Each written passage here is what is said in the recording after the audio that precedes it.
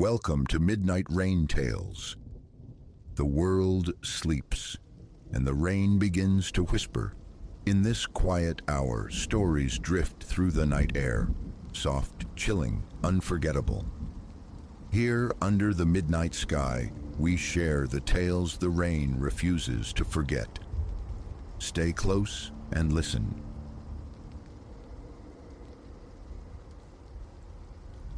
12 resonant strokes from the great Kronos regulator in the entrance hall pulsed through the shadowed expanse of Ashworth Hall. I stilled my hands over the ledger, the deep vibrations settling into my bones, a counterpoint to the chill that traced my spine, despite the study's banked fire. Midnight, the hour when hinges creak on unseen doors. My grandmother's voice echoed in memory, when the fabric between what is and what might be wears gossamer thin. A foolish tremor, I dismissed it, irritated by the intrusion of inherited superstition. My purpose here was tangible, methodical, to impose order on the chaotic legacy of the Ashworths. As the newly appointed custodian of this sprawling estate, I was charged with inventorying the bewildering accumulation of relics gathered by generations of the family whose eccentricity was legendary. The task, though demanding, held a strange allure. Each object whispered fragments of forgotten narratives, reliquaries bound in time-scarred vellum, tribal effigies whose vacant sockets seemed to track my movements, intricate automata whose functions remained stubbornly obscure. Yet it was the portals that held me captive, 13 of them punctuating the manor's labyrinthine corridors, no two alike, each a masterpiece of intricate carving, displaying symbols and scenes that seemed to writhe and reform under scrutiny, and every single one immutably sealed. Naturally, I had inquired upon my arrival. Mr. Quill, the family solicitor, a man seemingly constructed of parchment and disapproval, had offered only clipped obfuscation. "Mere fixtures, Miss Vance," he'd stated, his tone erecting an immediate barrier. "Relics of familial whimsy. Your attention is better directed towards the contents of the accessible chambers." But curiosity is a persistent vine. In the 3 weeks since my arrival at Ashworth Hall, I'd tested every key on the clattering ring entrusted to me, probed for concealed levers, even resorted to the regrettable but occasionally necessary art of lock persuasion. Futile, the doors remained impervious, enigmas carved in wood and metal. Until this moment, as the final chime of the regulator dissolved into silence, a sound pricked the stillness, a click delicate as a falling pin. It was followed by another, then another, a faint sequential cascade. 13 distinct clicks rippled through the dormant house. My pulse leaped, snatching the nearest oil lamp, its flame casting frantic shadows. I stepped into the corridor. A palpable tension charged the air, an electric hum I couldn't source. I navigated towards the closest of the 13 enigmas, a colossal panel of dark timber, alive with carvings of serpentine vines and blossoms that appeared to quiver in a non-existent draft. With fingers that betrayed my composure, I reached, closed my hand over the ornate handle. Effortlessly, it yielded. The door swung inward with a sigh of ancient hinges. Beyond lay not the anticipated storeroom choked with dust, but an impossibility. My lamplight spilled onto a boundless, moon-drenched garden, blooms in colors unknown to earthly botany, unfurled in ecstatic profusion, their petals shimmering with an internal spectral luminescence. The air hung thick with their fragrance, a dizzying, intoxicating sweetness. Hesitantly, I crossed the threshold, my thoughts scattering like startled birds. This defied logic, defied architecture. The door opened into the manor's core. No garden of this immensity could possibly exist within its walls. Yet the cool, damp grass yielded beneath my shoes, and the whisper of foliage brushed my ears, stirred by a breeze I couldn't feel on my skin. A flicker of motion drew my gaze. Amidst the phosphorescent flora, a figure moved. No, not a figure, several. Lithe shapes weaving through the blossoms with inhuman grace. As I watched, mesmerized, more emerged, twirling and arcing in a complex, silent choreography. Their beauty was profound, yet profoundly unsettling. Their movements possessed a fluidity that bordered on the unnatural, too perfect, too seamless. And their faces, a cold realization washed over me. They possessed no features, only smooth, undisturbed plains where eyes and mouths should have been. My fascination curdled into dread. I recoiled. As I retreated, the dancers paused, their blank visages swiveling towards me with unnerving synchronicity. I scrambled backward through the portal, slamming the heavy door shut. For a breathless minute, I leaned against the wood, heart hammering, struggling to reconcile the vision. A dream, a hallucination born of fatigue and isolation. But glancing down, I saw them, petals clinging to my boots, their otherworldly radiance already dimming in the mundane lamplight. A volatile mix of terror and compulsion propelled me onward. The next door beckoned, ebony dark wood, etched with turbulent seas and immense coiling leviathans lurking in the depicted depths. A fractional pause, then I turned the handle. A blast of frigid, salt-laden air struck me. I found myself pitched onto the canting deck of a spectral galleon, timbers groaning, tossed upon a furious ink-black ocean. Rain, sharp as needles, stung my face as I clung to the slick railing, staring into the maelstrom. Far off, something colossal breached the abyssal churn, a vast serpentine shape silhouetted against jagged forks of lightning. I watched, suspended between horror and awe as it ascended, eclipsing the storm-racked sky. A single, immense eye glowing with a cold, eldritch light, fixed upon the vessel, upon me. I felt the crushing weight of that gaze, ancient beyond comprehension, utterly alien, and knew with chilling certainty I was witnessing a power that predated humankind. A power that would persist long after our fleeting existence. The eye blinked. In that momentary void, I hurled myself back through the doorway, slamming it just as a mountainous tentacle smashed down onto the very spot where I had stood. My strength deserted me. I slid to the floorboards, breath tearing at my lungs. The phantom taste of brine lingered, the roar of that impossible tempest echoing in my ears. So it continued, portal after portal. Each threshold yielded a different unreality, a sprawling desert of violet sand where colossal crystal spires keened melancholic harmonies, to a sky burdened by 3 moons, a forest composed of living flesh, where arboreal forms pulsed with a sickening rhythmic beat and fruit-wept tears of blood when disturbed.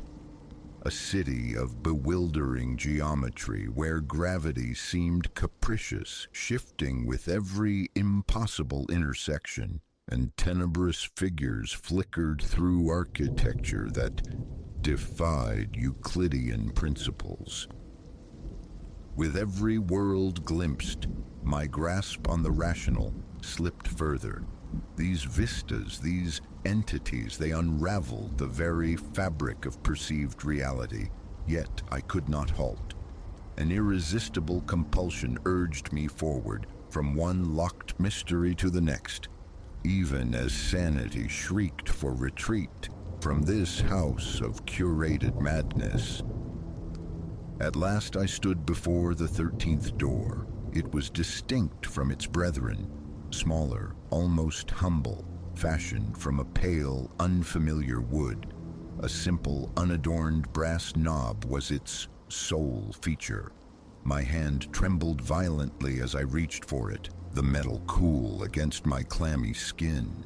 Bracing myself for whatever new marvel or monstrosity awaited, I turned the knob. It opened onto a study. My study, the precise room I had occupied when the Chronos regulator had struck midnight. For a disorienting second, I believed I'd somehow completed a circuit, returned to my starting point, but as I stepped across the threshold, the wrongness registered. The room was a perfect mirror image, every object reversed, and seated at the desk, quill poised above parchment, was myself. My counterpart looked up as I entered, a faint, sorrowful smile touching its lips. "I wondered when you might arrive," it said, its voice my own, yet imbued with an unfamiliar weariness. What is this?" I stammered, the question feeling utterly inadequate. "What is happening?" My doppelganger sighed, carefully placing the quill aside. "This is the journey's end," it stated softly, "and its beginning. You have witnessed the beyond, the realities sequestered behind the thresholds. Now a decision awaits you." It gestured towards the chair opposite the desk. Mechanically, numbly, I sat. The Ashworths were never merely collectors, my reflection continued, its gaze steady. They were sentinels, keepers of the portals, guardians of the fragile boundaries between worlds. For centuries they maintained the vigil, ensuring that what lies beyond remains beyond. I shook my head, the revelation too vast to readily absorb. "But why me? Why reveal this?" The sad smile returned. "Because the Ashworth line has ended. The final guardian is gone. The onus now falls to you, Alara. You may turn away, attempt to erase these sites, resume a semblance of normalcy, though you will forever glance over your shoulder, forever question the shadows. Or, I prompted, a cold certainty settling in my gut. Or you accept the charge, assume the mantle, become the new sentinel, keep the portals sealed, shield this world from the others. Understand this, however, acceptance is irrevocable. This becomes your existence, your sole purpose, until your final breath." Silence stretched, thick with the implications. A primal urge screamed at me to flee, to bolt from this hall of impossible wonders and terrors and never look back. Yet another part of me, irrevocably altered by the night's revelations, knew that true escape was impossible. The knowledge was now part of me. What must I do? The words emerged, quiet but firm. My counterpart nodded as if anticipating this conclusion. It slid a sheet of parchment across the polished wood. A contract, I saw, formal, binding. At the bottom, a stark line awaited a signature. Sign, it instructed simply. Embrace the duty, become the guardian. With a hand that trembled only slightly now, I lifted the heavy quill. As I inscribed my name, Alara Vance, a profound shift occurred, not in the room, but within me. A weight, immense yet not entirely unwelcome, settled onto my shoulders. Knowledge flooded my mind, an intuitive understanding of the doors, the myriad realities they contained, the delicate, dangerous equilibrium that required constant tending. I knew my task. As the ink began to dry, my doppelganger started to shimmer, its form becoming translucent. Fortune favor you, it whispered, its voice already receding. The thresholds are yours now. Then it vanished utterly, leaving me alone in the study. My study. I could feel them now, the 13 doors, a constant humming presence at the edge of my consciousness. 13 worlds, 13 potential breaches in reality, all demanding vigilance, guardianship, separation. I rose, squaring my shoulders against the newfound burden. There was work ahead. The night was far from over, and there were portals to inspect, boundaries to reinforce. I was the guardian, after all, and the doors were waiting.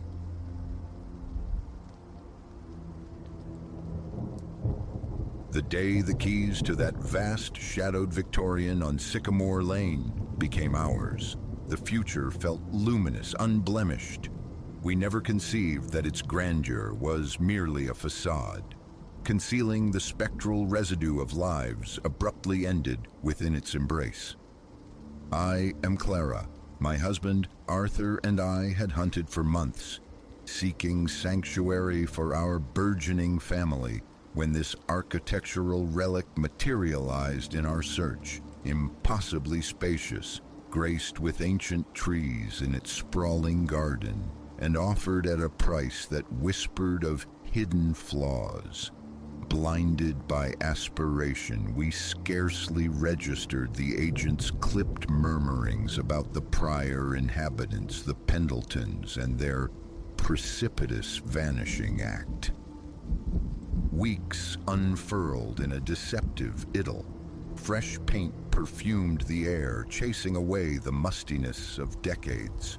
Furniture found its place, anchors in the unfamiliar vastness.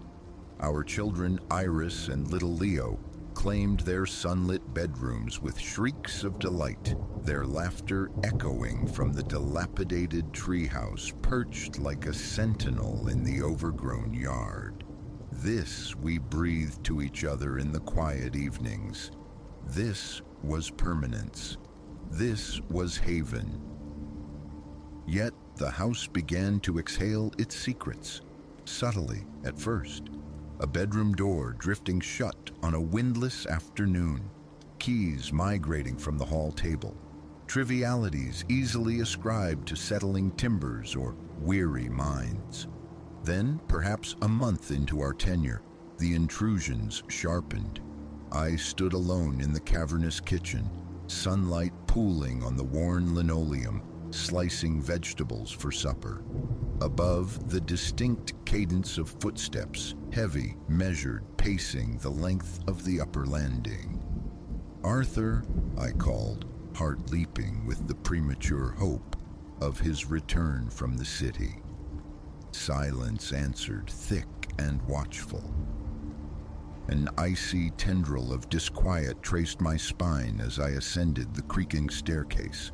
The second floor lay still, bathed in the amber light of late afternoon, each door firmly closed. As I stood there, adrift in confusion, a sound pricked the quiet, a child's giggle, startlingly close, seeming to emanate from the very air behind me.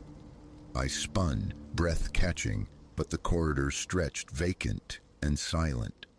That evening, recounting the incident to Arthur, I saw a flicker of worry cross his features before he smoothed it away. "Antique plumbing, Clara," he offered, a touch too readily. "These old places groan and sigh." But the groans became whispers, the sighs took shape. Iris began speaking of murmurs in the stillness of her room, a sibilant voice breathing her name when no one was near. Each morning we'd find Leo's wooden soldiers arrayed not in battle lines, but in cryptic spirals upon his rug, and for me, the periphery of my vision became haunted territory. Fleeting suggestions of movement, elongated shadows detaching themselves from corners, only to dissolve the instant I turned my head. The house was watching, breathing, testing its boundaries.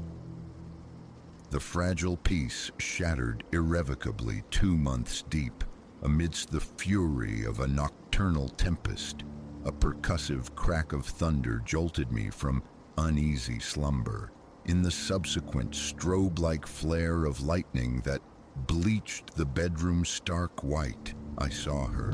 Poised at the foot of our bed, a figure stood silhouetted against the window. A woman, skeletal thin, her face a mask of despair framed by lank hair, eyes like burnt-out sockets fixed unwaveringly upon mine. A strangled scream tore from my throat, rousing Arthur beside me. His fumbling hand found the lamp switch, flooding the room with yellow light. Nothing. She had vanished into the abrupt glare. We scrambled from the bed, hearts hammering, and rushed to the children. Iris sat bolt upright, face streaked with tears, shivering despite the humid night.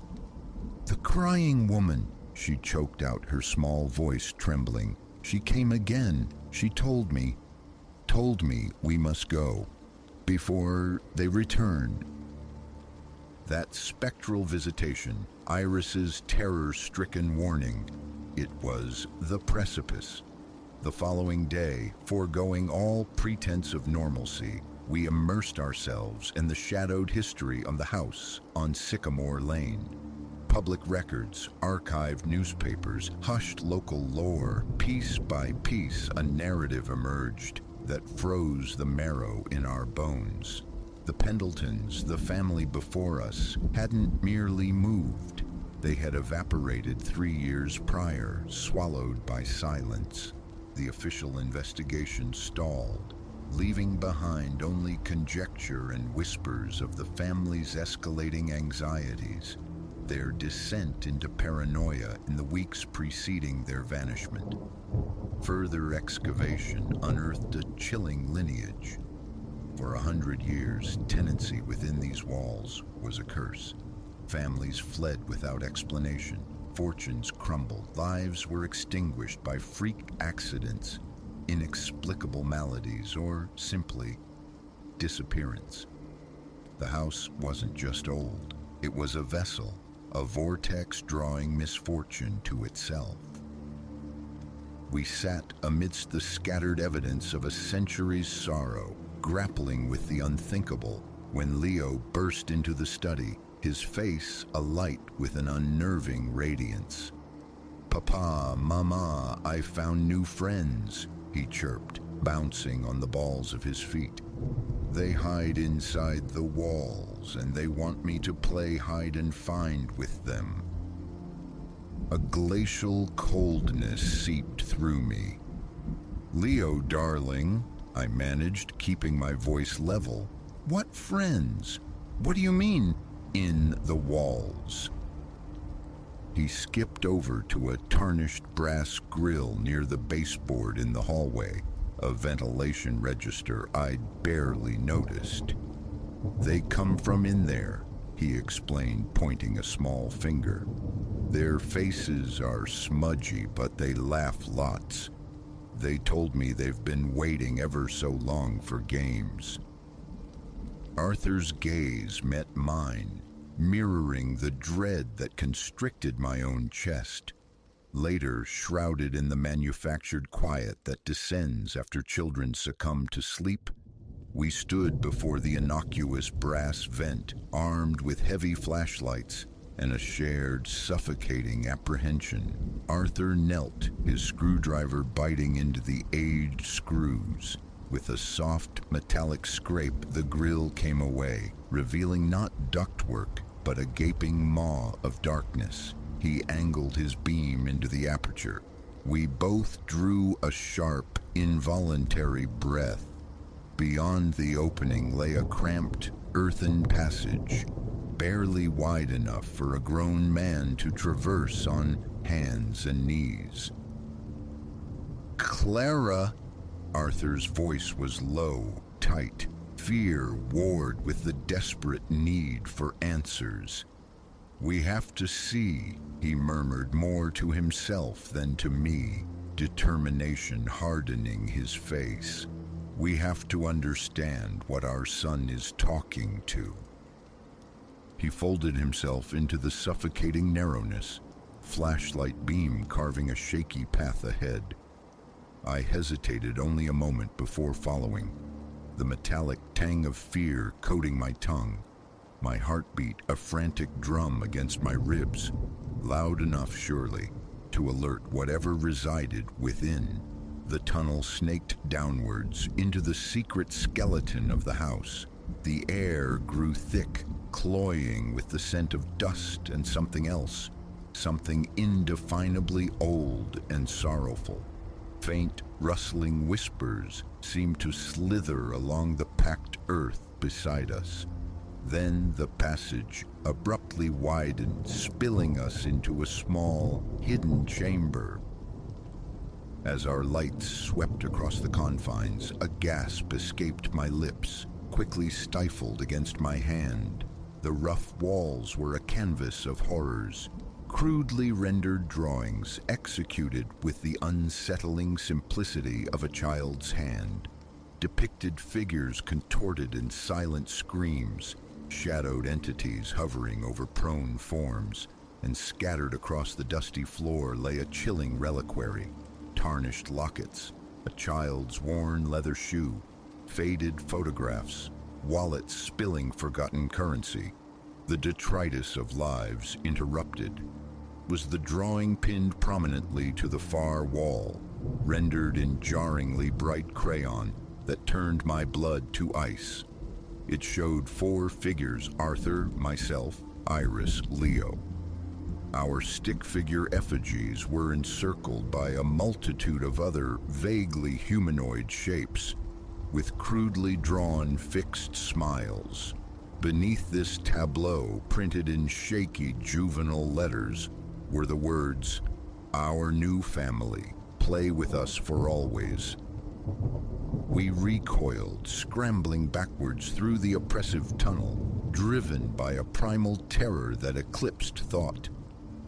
Back into the relative sanity of the hallway, we emerged gasping, coated in grime, minds fractured by the implications of that hidden altar. What refuge was there now? How could we remain? Yet who would heed such a monstrous tale? As we stood there, trembling and indecisive, we saw them. Iris and Leo stood side by side at the far end of the corridor, small and still, their eyes unnervingly vacant, fixed on something beyond us. "They are waking up now," Iris stated, her voice devoid of inflection, unnaturally serene. "They say it is time. Time for us all to be together." As if her words were a signal, the house erupted. A cacophony exploded around us, violent thuds slamming against the interior walls, frantic scratching noises skittering from within the vents, and a rising tide of whispers, 1,000 indistinct voices murmuring, pleading, demanding, swirling from every direction at once. There was no time for deliberation, no thought for possessions. Arthur seized Leo, I grabbed Iris's cold hand, and we bolted for the front door, the pandemonium swelling behind us, pursuing us down the porch steps, across the lawn. We flung ourselves into the car, the engine roaring to life. As Arthur wrestled the car into reverse, tires spitting gravel, I risked a glance back at the imposing Victorian facade. Every dark pane of glass, from the attic dormers to the ground floor bays, was filled. Countless pale faces, indistinct yet undeniably present, pressed against the glass, their collective gaze following our frantic departure, watching, waiting. We drove until dawn bled into the sky, putting state lines between us and the house on Sycamore Lane like talismans against evil. We abandoned everything, furniture, heirlooms, careers, the entire architecture of our lives. But we possessed each other. We were breathing. That fierce, fragile truth became our only anchor. A year has passed. We inhabit a different geography now, a town devoid of ancestral homes, in a house born of fresh lumber and drywall, blessedly free of history, innocent of secret crawl spaces. Yet the silence of the night is never absolute. Sometimes I jerk awake, convinced of faint susurrations from the heating ducts, certain that a fleeting darkness flickered at the edge of my sight. We never spoke to the authorities. The story would have crumbled under the weight of its own impossibility. But the image of that house remains indelible, standing sentinel on its quiet street, patient perhaps for its next occupants. What became of the Pendletons, of all those who walked its halls before us? Are their essences woven into the plaster and lath, spectral prisoners yearning for companionship in the endless dark between the walls? I comprehend now that certain dwellings transcend mere construction. They are entities possessed of a malevolent awareness, animated by a hunger that time only deepens. The true horrors are not always external threats, but those we willingly embrace, believing we are claiming ownership when, in reality, we are being assimilated. So, should your own search lead you to a threshold that seems impossibly perfect, the idyllic setting, the bargain price, the history glossed over with convenient omissions, pause. Incline your ear to the silence between heartbeats. Listen for the exhalations of the walls themselves. Let your gaze linger in the shadowed corners. You cannot truly know what unseen legacies, what spectral tenants might share your aspirations for a dream home.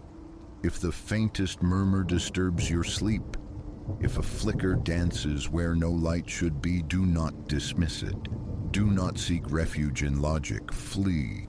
Abandon all but the essential. There are treasures far exceeding timber and land. The integrity of your family, the sanctity of your mind, the wholeness of your spirit. Fortune, or perhaps the desperate warning of a trapped soul, allowed us escape before the final assimilation. Yet, my thoughts often drift back to that grand waiting structure on Sycamore Lane. I picture another hopeful family, unloading boxes, oblivious. Will their ears attune to the sibilant invitations? Will their eyes catch the peripheral specters? Or will they too eventually join the silent congregation, their pale visages added to the multitude pressed against the glass, watching, waiting, forever eager for new playmates to join them in the suffocating dark within the walls?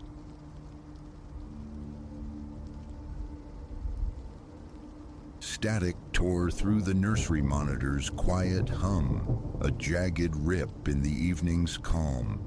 An hour had passed since I'd tucked the children away, their soft breathing the house's only rhythm. But this new sound, it wasn't Leo's fretful murmur or little Rosie stirring from a dream. It was the scrape of a man's whisper, intimate as poison, curling into the speaker. "I know you're there." An icy dread coiled deep in my stomach. My breath hitched, every muscle locked. My gaze snapped, deadbolt secure, chain fastened hours before, then recoiled towards the shadowed staircase, ascending to where the children slept. Up there, the thought was a physical blow. How? And the more chilling question slithered in, watching for how long.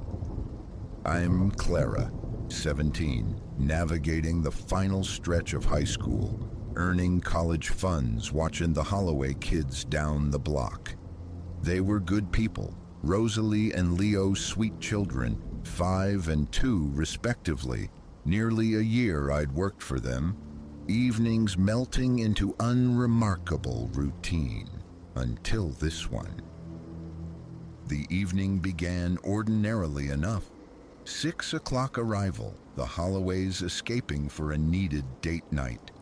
Pizza money on the counter, numbers magnetized to the fridge, the usual decree, lights out by 8:30 sharp. Midnight-ish return, Mrs. Holloway offered, her smile genuine. Anything, just call. Pizza consumed, dragons slain across a board game, bathwater splashed, 2 small bodies tucked under covers precisely on schedule. Routine. Homework spread across the coffee table, I sank into the sofa's unfamiliar cushions, embracing the sudden quiet. Then a peripheral blur, something shifting beyond the picture window. I rose, peered into the sodium lamp orange bathing the lawn. Nothing. Just empty space and sculpted shrubs. A passing headlight, maybe. I dismissed it, resettled. But the dismissal didn't stick. An awareness prickled along my nerves, the distinct, unpleasant sensation of unseen eyes. The old house, usually comforting, now seemed to hold its breath, amplifying every groan of settling timber. Seeking solace in distraction, I clicked the television on, letting canned laughter fill the tense silence. Past 11, the static tore through the monitor again, followed by that low, insidious whisper. "I know you're there." Primal instinct screamed, "Flee! Bolt out the door into the night, find help." But Rosalie and Leo, upstairs, vulnerable. What if he was already with them? My hand, slick with sweat, fumbled for my phone.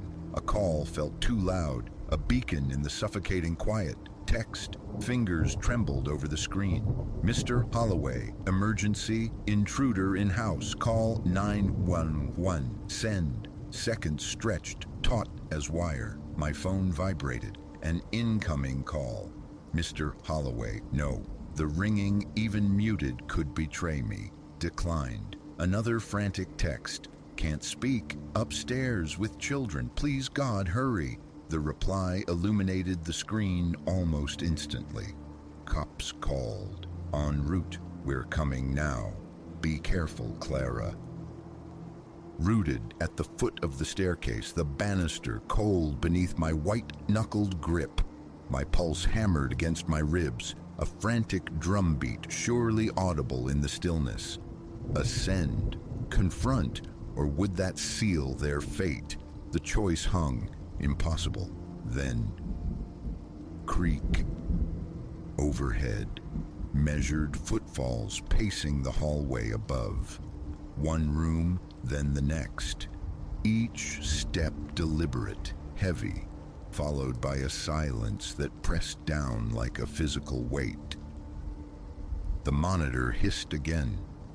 "Time to come up, Clara," the voice murmured, sickeningly familiar now. The little ones miss you. Bile rose in my throat. He knew my name. How? What horror awaited upstairs? My phone screen remained dark, the street outside stubbornly silent. No flashing lights, no sirens slicing the night. Panic clawed, but beneath it, a harder resolve formed. I couldn't just wait. Scanning the dimly lit living room, my eyes fixed on a substantial ceramic table lamp. Solid, heavy, better than bare hands. I wrenched the plug from the wall, the cord trailing like a useless tail. The cool glaze felt slippery in my sweaty palm. 1 foot on the bottom stair, it groaned, a cannon shot in the quiet. I froze, listening, heart echoing in my ears. Nothing. Breath held tight, I ascended into the shadows. Each riser a monumental effort against the crushing silence. The landing was a pool of deeper darkness. Which door? Rosalie's, nearest the stairs. It hung slightly open, a sliver of blackness within. Lamp held high, I nudged the door wider. Hinges whispered their protest. The room breathed shadows, shapes softened by the faint, whimsical glow of a fairy nightlight. A small lump huddled under the duvet. Rosalie, but the stillness felt wrong, too absolute. Where was he? I crept towards the bed, reached out a trembling hand. Rosie, I whispered, touching the blanket-covered shape. Rosie, wake up. We have to leave. No response. The form remained inert. With a surge of adrenaline-fueled dread, I ripped the covers back. Pillows. Just pillows, artfully arranged. A sharp crack from the hallway behind me. I whirled, lamp poised like a club.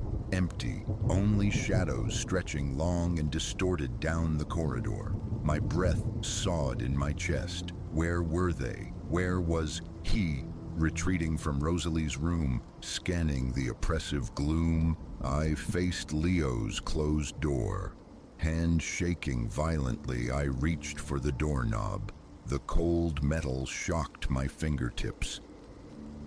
And then a sound drifted up from below, faint, unmistakable. A child's giggle, Leo's giggle. Impossible. I'd been guarding the stairs. No one had passed. Unless... The thought struck with the force of a physical impact. He wasn't upstairs. He was down there. Had been down there, with me, and now with them. Spinning on my heel, ready to plunge back down the stairs, Leo's door swung silently inward. Framed in the absolute blackness of the room stood a figure impossibly tall, a silhouette whose edges seemed to blur into the surrounding dark. "Hello, Clara," the whisper rasped, the same voice from the monitor, now inches away. "Knew you'd come." No thought, only pure, unadulterated terror. I screamed, a raw sound torn from my throat, and swung the heavy lamp with every ounce of strength I possessed. A dull, sickening thud echoed as ceramic met something solid. The silhouette folded, collapsing inward like a punctured shadow. I didn't look back, didn't check. I flew, feet barely touching the steps, tumbling down into the relative light of the lower floor. The children's voices, clearer now, drew me towards the kitchen. Laughter, normalcy. I burst through the doorway, braced to snatch them, to fight, to run, and froze. Rosalie and Leo sat at the small kitchen table, spoons clinking against bowls, faces smeared with chocolate ice cream. Beside them, looking startled, stood Mr. and Mrs. Holloway. Clara, Mrs. Holloway's voice was laced with bewilderment. Good heavens, child, are you okay? You're white as a sheet. I leaned against the doorframe, gulping air, the scene refusing to compute. The voice, I stammered, on the monitor. Footsteps upstairs. Mr. Holloway moved closer, his expression shifting from surprise to gentle concern. Clara, easy now. There's nobody else here. We got back a bit early, found these two wide awake, said you'd promise them ice cream if they were good. I shook my head, trying to clear the fog. It felt impossibly real. Mrs. Holloway eased me into a chair. You must have drifted off, sweetie, she murmured kindly. A bad dream, maybe. Adrenaline ebbed, leaving behind a shaky exhaustion and a creeping, insidious doubt. A dream. But the terror had been absolute, the whisper chillingly distinct. No, I mumbled, clutching my head. I hit him, upstairs, the lamp. Mr. Holloway exchanged a glance with his wife before heading towards the stairs. His footsteps echoed briefly on the upper floor. He returned moments later, shaking his head slightly. Lamps are all plugged in, Clara. Nothing disturbed. No one up there. I let them soothe me, their rational explanations washing over my fragmented memories. A nightmare, stress, exhaustion. They insisted on driving me home. Gathering my bag, my hands still trembled. Nightmare or not, the cold dread felt tattooed onto my nerves. The voice, the shadows, the weight of the lamp in my hand. Too vivid, too sharp. As Mr. Holloway drove through the sleeping suburban streets, I watched the houses slide past. Dark windows like vacant eyes. One certainty settled amidst the confusion. This house, these children, never again. Then a flicker in the periphery, the rearview mirror. For the briefest heartbeat, a reflection overlaid Mr. Holloway's. A gaunt face tilted, a smile stretched impossibly wide, revealing far too many teeth. I whipped my head around. The back seat was empty, swallowed by shadows, just my overactive mind, surely. It had to be.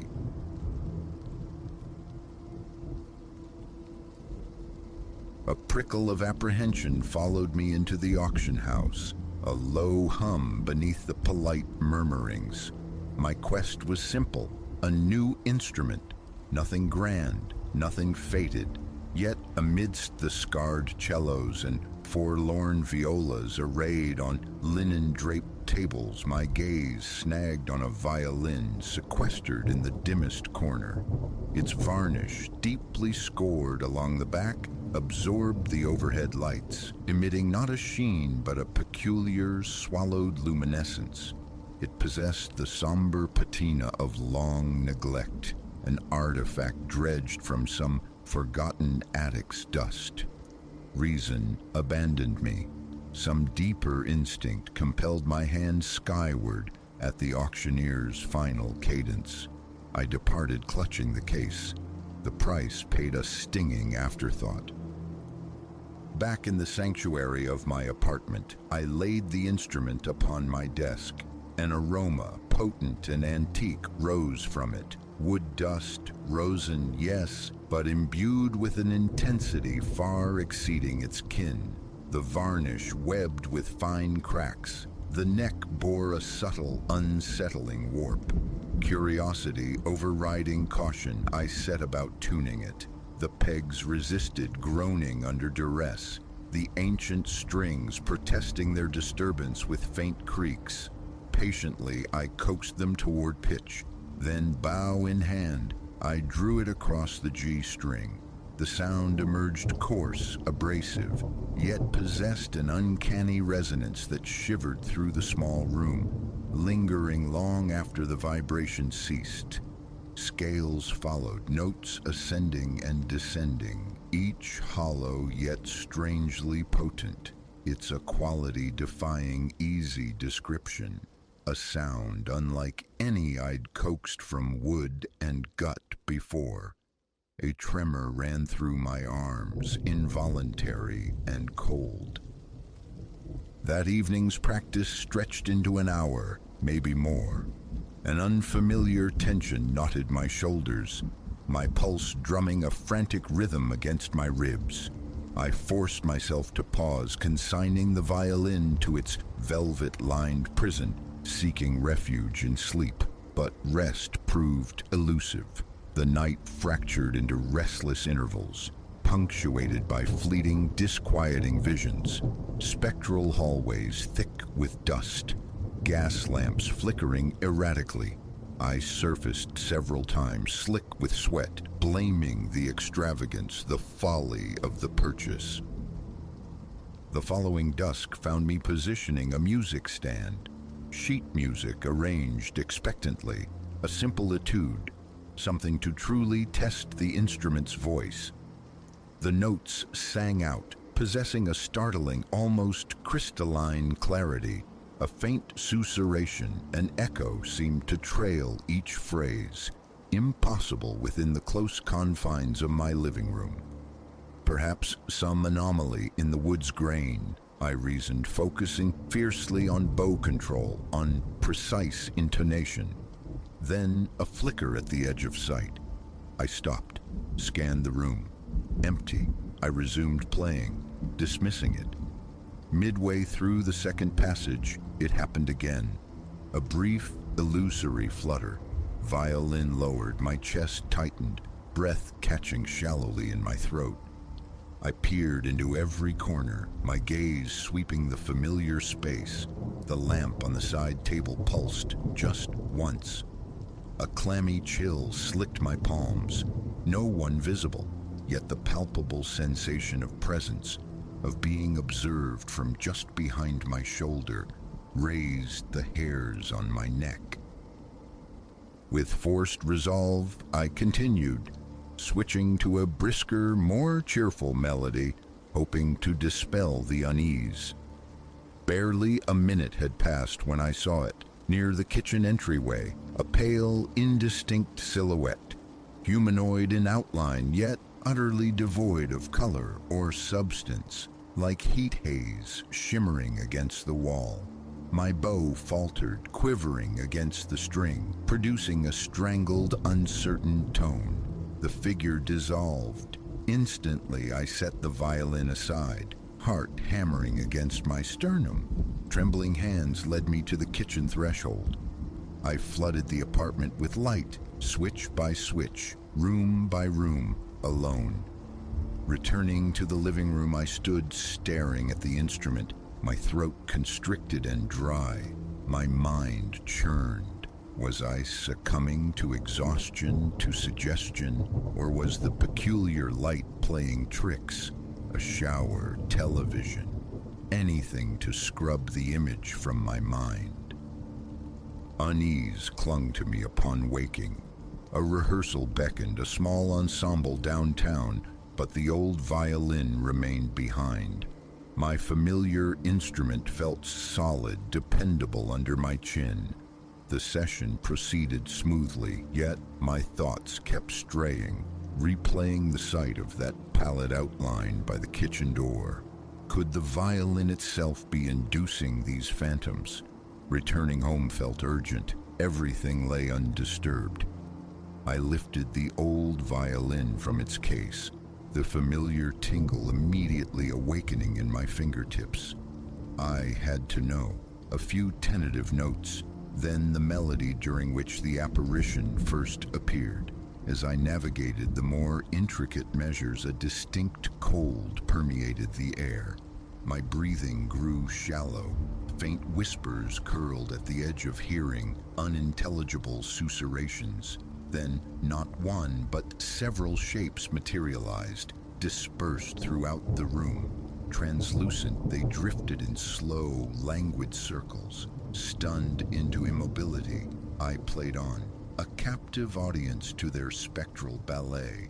They glided, swayed, turned in time with the music's rhythm, their movements fluid and silent. My heart pounded with a force that seemed capable of shattering bone. Their faces remained indistinct, mere suggestions within the ethereal forms, differing only slightly in height and build. Abruptly, I ceased playing. They vanished like breath on cold glass. I stood rooted, gasping, staring into the now empty space. The violin. It was undeniably the catalyst. Sweat traced cold paths down my spine, my shirt clinging damply. What was I to do? Terror warred with a perverse curiosity. I chose another piece, a simple, familiar lullaby. As the first notes resonated, the shapes reformed, resuming their silent dance. This time, a low, resonant hum accompanied them, like wind sighing through distant pines. I stopped after perhaps a minute. Again they dissipated. My limbs felt weak, tremulous. I sank onto the sofa, setting the violin carefully beside me, struggling to regulate my breathing. The frantic drumming in my chest echoed in the sudden silence. My forehead was slick. This transcended explanation, defied logic, yet the evidence was undeniable. The music summoned them, these spectral dancers, and they seemed to yearn for its continuation. Sleep offered no respite that night, nor the next. I'd jerk awake, convinced I heard the violin playing itself in the adjacent room, only to find it inert and silent upon frantic investigation. Around 3 a.m, oblivion finally claimed me, dragging me into dreams where shadows circled endlessly. The alarm clock's jarring summons left me feeling utterly depleted. Over the ensuing week, practice became ritual. Each session with the old violin conjured the apparitions. They swirled through the living room, initially confining themselves to the periphery, but growing bolder with each passing day. Soon they drifted closer, drawing near enough that I could feel an icy aura radiating from them, close enough to seemingly scrutinize my bowing arm, to absorb the vibrations directly. Gooseflesh pebbled my skin. The fine hairs on my arms lifted. My pulse would race, breath quickening.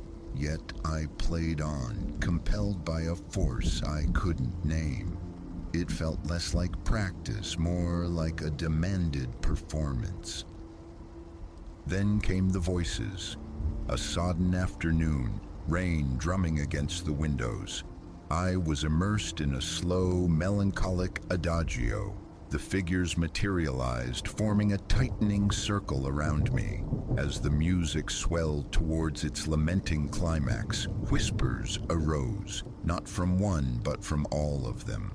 A sibilant chorus in no language I recognized, harsh, insistent, filling my ears until I nearly dropped the bow. I stopped. Silence crashed down as they vanished. Later, seeking solace in a brighter composition, I tried again. The dancers reappeared, but their movements were jerky, agitated. The whispers escalated into sharp, anguished moans. Panic surged, hot and suffocating. I stopped playing, backing away from the instrument. And then, sharp and undeniable within my own mind, a command. Play the sequence. I understood, though no words were spoken. The instruction bypassed thought, implanted directly by the violin's will. I attempted to replicate the melody now echoing in my head. It was alien, dissonant, defying any musical structure I knew. My fingers fumbled, protesting the unnatural stretches, the bow scraping erratically. The figures flickered like faulty projections. I tried again, forcing my hand into contorted positions. Chaos bled from the strings. My shoulder seized, my wrist screaming in protest. I persisted, driven until my forearm began to twitch uncontrollably. Exhaustion forced me to stop. The phantoms dissolved, leaving me collapsing onto the sofa, breath tearing through my lungs. Days blurred. The impossible melody became an insidious earworm. Picking up the violin triggered the mental command, urgent, relentless. I tried transcribing it, but the notes defied notation, leaping across octaves, clashing in intervals that grated on the ear. Hours vanished in futile practice. Phone calls went unanswered. Meals were forgotten. My body screamed its objections, stiffness, burning eyes, and aching back. Yet the ghosts materialized faithfully, their presence growing more palpable, more demanding with each attempt. They crowded close, forming a suffocating ring. The very air in the room felt thick, stale, tasting of old decay and damp plaster. Breathing became laborious.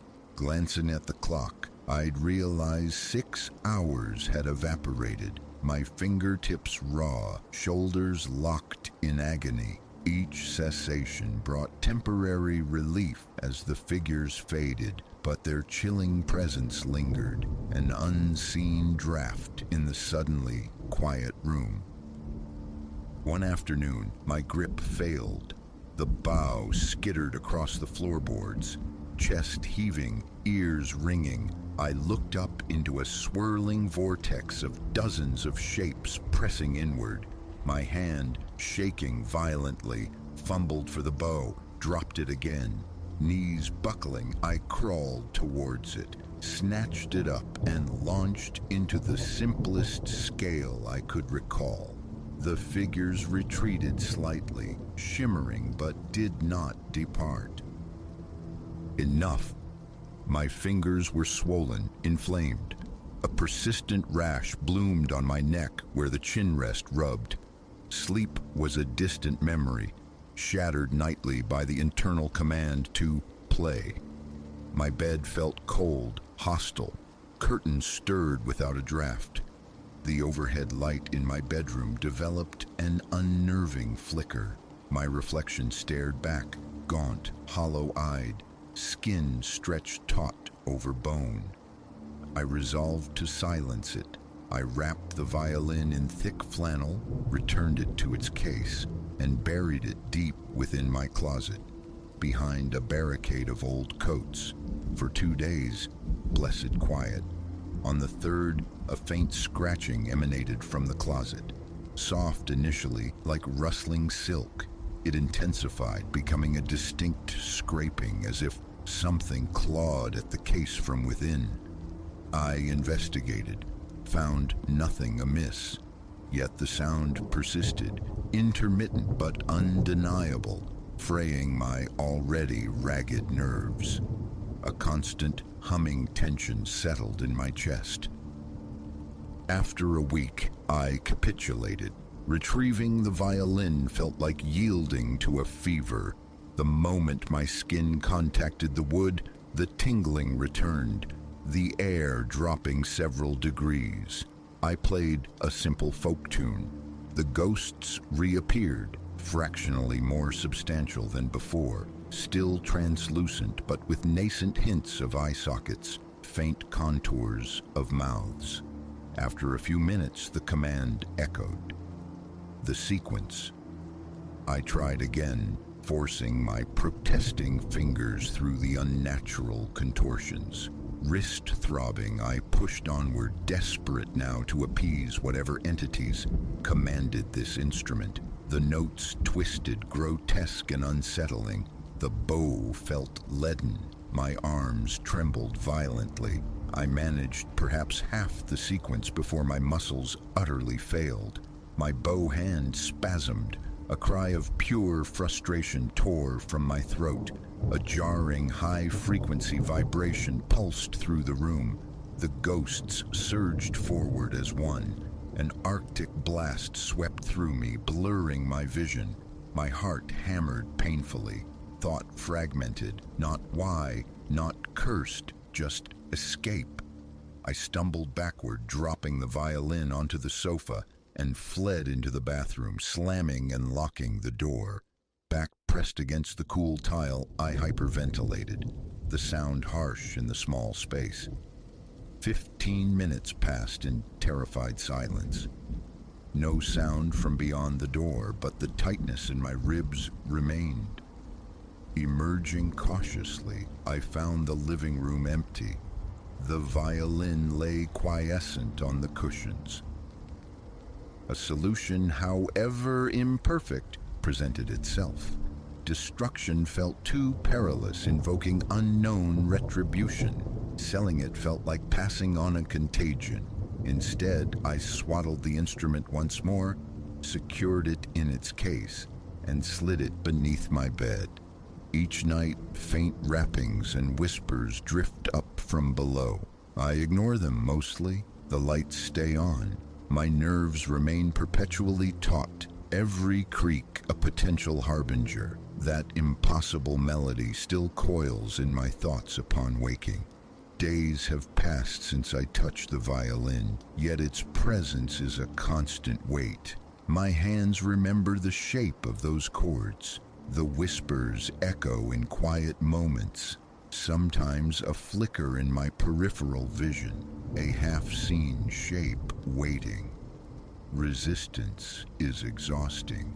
A sliver of me remains morbidly fascinated, wanting to complete the sequence, to witness the culmination. But stark terror holds sway. So I exist in this strained equilibrium. The violin lies dormant beneath me. The ghosts are quiescent, yet their potential energy feels palpable in the solitude. My body remains coiled, primed for flight. Explanations fail. Friends hear only excuses about fatigue, about feeling unwell. The truth sounds like madness spoken aloud. I sit here, pulse throbbing at my temples, wondering when the summons will become undeniable, when the ghosts will return to demand their impossible music. Can I resist indefinitely? For now I must. I wait, hoping for an oblivion they seem unlikely to grant. The old violin is silent under my bed, but in the deep quiet of the apartment I feel its insidious gravity. My heart seizes at the thought. Patience may be their virtue, or perhaps they merely bide their time. I know they wait for the next note. This is my story, unresolved, raw. I am still living inside it.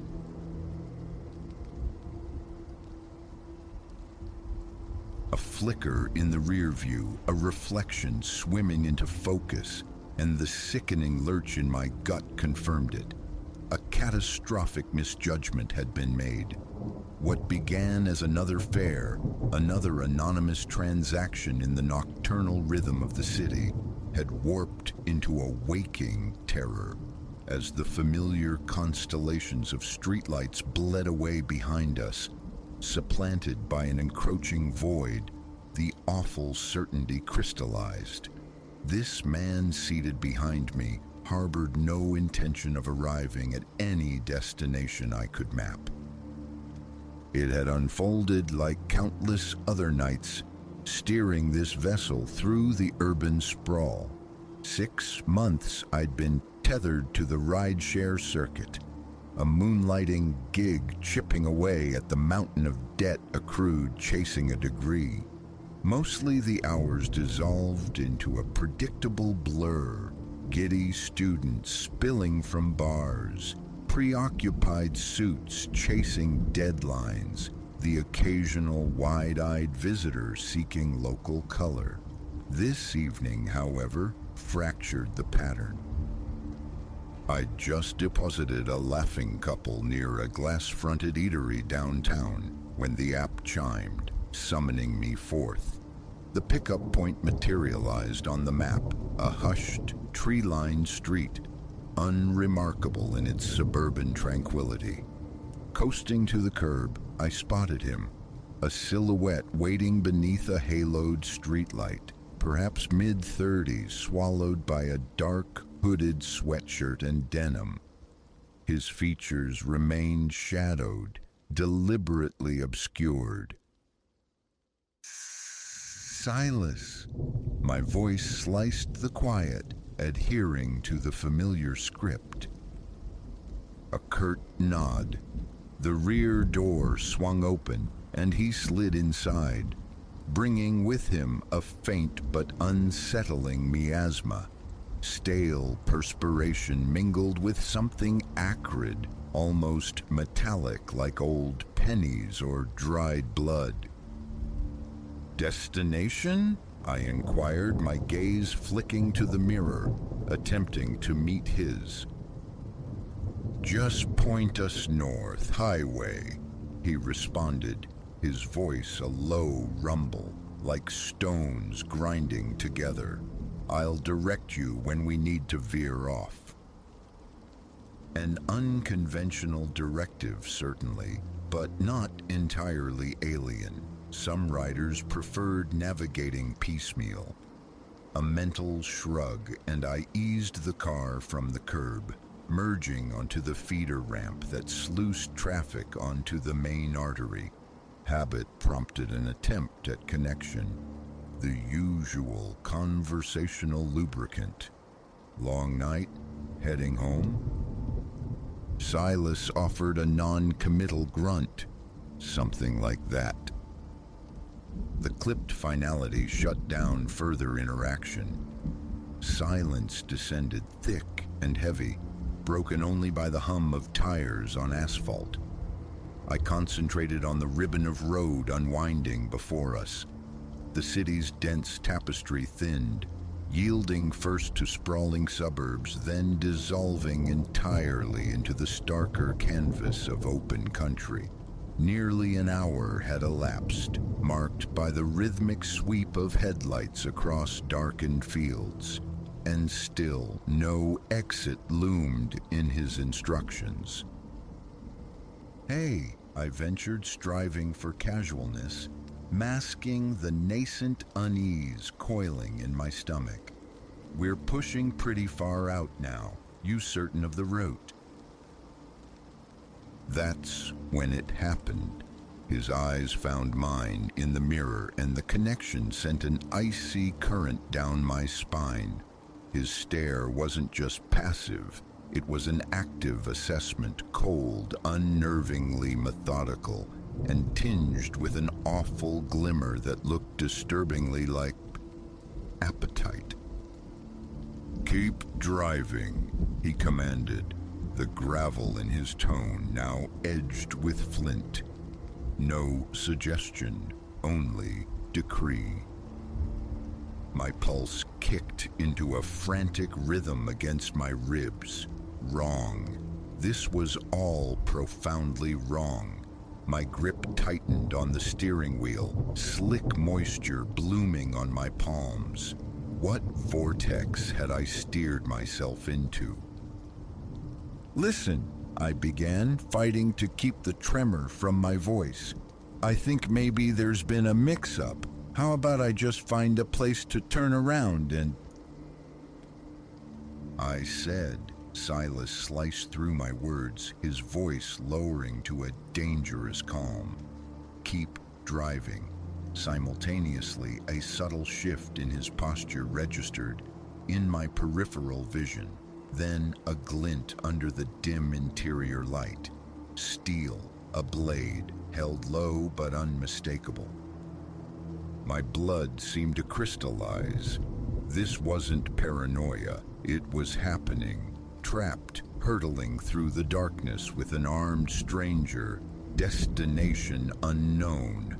Purpose terrifyingly unclear. "Right, okay," I conceded. Lifting one hand slightly from the wheel in a gesture of acquiescence, the other clamped tight. No problem, we keep going. My thoughts scrambled, a frantic search for an escape vector. Stopping was suicide. He'd be on me before the door latch clicked. A deliberate crash? At this velocity, mutually assured destruction felt probable. My phone, perched innocuously on its dashboard mount, felt miles away, its emergency call function useless under his watchful gaze. "Next exit, take it," Silas suddenly ordered. A nod was my only reply. I signaled, guiding the car onto the off-ramp. The highway vanished, replaced by a narrow serpentine road swallowed by dense, looming forest. Streetlights were a forgotten luxury here. Civilization felt like a distant memory. Only impenetrable darkness and the skeletal silhouettes of trees pressed in. "A fork ahead. Go right," Silas directed, leaning forward slightly. I could almost feel the heat radiating from him. The palpable presence of the knife, a silent threat hanging in the recycled air. The turn plunged us onto an even more primitive track, barely more than a rutted dirt path. Skeletal branches clawed at the car's flanks, their screeching a counterpoint to the engine's low growl. I was forced to decelerate, navigating the treacherous, uneven ground. "Here! Stop!" Silas commanded after several minutes of jarring progress. I killed the engine, the sudden silence amplifying the frantic drumming in my chest. We sat suspended in a small earthen clearing, encircled by a solid wall of black timber. It felt like the end of the world. "Engine off, keys," he ordered, his voice unnervingly level. Tremors ran through my hands as I complied, twisting the key, silencing the car's last vestiges of life. As I passed the fob back towards him, his fingertips brushed mine. Cold, dry contact that sent an involuntary shudder through me. "Out," he clipped. My door creaked open. My legs, suddenly insubstantial, barely supported me as I stepped onto the cool, damp earth. Silas emerged from the other side, the knife still held ready, its point unwavering, fixed on me. "Walk," he instructed, gesturing with the blade towards the forbidding tree line. That first step away from the car, my only fragile link to escape, triggered a surge of pure, primal adrenaline. This was the precipice. Act now or perish out here unseen, unheard. A desperate gamble sparked in my mind. I feigned a stumble, pitching forward onto my hands and knees. As I went down, my fingers scrabbled, closing around a fistful of loose soil and decaying leaves. In a single convulsive movement, I spun, hurling the gritty debris directly at Silas's face. A choked curse erupted from him as he flinched, momentarily blinded. It was the barest sliver of an opening, but it was enough. I surged upward, not thinking, just reacting, grabbing the wrist that held the knife, slamming it with all my might against the car's metal doorframe. The blade spun away, clattering dully onto the packed earth. What ensued was a desperate, flailing chaos. Silas possessed a brute strength that outmatched mine, but surprise and sheer terror fueled me. We grappled, a tangle of limbs and frantic breaths under the indifferent stars. Pain exploded behind my eyes as his fist connected sharply with my jaw. the world momentarily dissolving into flashing pinpricks. Yet I clung on, instinct screaming that letting go meant death. Somehow, amidst the frantic scuffle, my foot found Purchase driving a hard kick into his knee. A sickening wet crunch echoed in the clearing, followed by Silas's ragged howl as he crumpled. No hesitation, I scrambled not towards the fallen knife, but towards the driver's side door. Some benevolent twist of fate had made him drop the keys inside the car. During our struggle, my fingers, numb and shaking, fumbled with the ignition. The engine roared back to life just as Silas unbelievably hauled himself upright, his face a mask of incandescent fury, already limping towards me. I slammed the gear shift into reverse, not even pausing to pull my door shut. Gravel spat furiously as the tires clawed for Purchase. I wrenched the wheel, spinning the car violently, and stomped on the accelerator. Branches lashed the windshield like angry whips as I careened back down the narrow, treacherous path. A final glance in the rearview mirror captured Silas, a diminishing figure stumbling, raging, swallowed by the darkness. It felt like an eternity navigating back to the blessed asphalt ribbon of the highway, though logically it could only have been minutes. The moment the signal bars reappeared on my phone, I dialed 911, my voice a fractured, breathless wreck as I gasped out the narrative. Officers intercepted me at the subsequent exit. I recounted the ordeal, described Silas, pinpointed the location as best my traumatized memory allowed. Squad cars were dispatched, fanning out into the vast, silent woods. But a cold certainty settled in my gut. He was gone, absorbed by the wilderness. The ensuing days brought chilling context. News surfaced of a pattern, a string of vanished rideshare drivers in the region, their last known contact a pickup matching Silas's description. The stark realization of how narrowly I had escaped becoming another statistic left me hollowed out, physically ill. Driving for hire again? Unthinkable. The mere concept of inviting another stranger into the enclosed intimacy of my car, of being isolated with the unknown, now triggered a suffocating dread. Sleep offers little respite. Nightmares replay the ordeal with excruciating fidelity. The cold gleam of metal, the predatory void in Silas's eyes, the crushing weight of helplessness as the miles dissolved into deeper, more terrifying isolation. He was never apprehended. Sometimes driving alone late at night, the sight of a solitary figure by the roadside sends my heart into overdrive, my palms instantly slick with sweat. I find myself compulsively checking, rechecking the rear view, half expecting those chillingly detached eyes to materialize, staring back from the shadows. Logic dictates the infinitesimal odds of encountering such malevolence again. Reason insists that most fares are just people needing transit, not predators plotting murder. But that night irrevocably altered my landscape. It laid bare the terrifying fragility of normalcy, the razor-thin membrane between routine and ruin, the profound vulnerability inherent in placing trust in the anonymous face of a stranger. Now, when friends casually mention hailing a ride, a warning instinctively rises to my lips. Trust your gut, I tell them. Never hesitate to cut a journey short if the hairs on your neck prickle.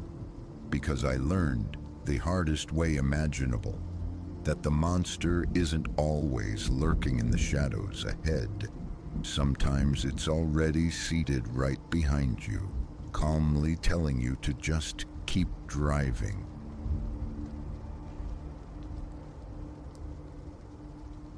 A low groan from the cabin's ancient floorboards resonated not just in the air, but deep within my own structure, a reminder of the profound solitude I'd sought in this sylvan sanctuary. Here, isolation was meant to be the only currency, a fragile belief poised to shatter.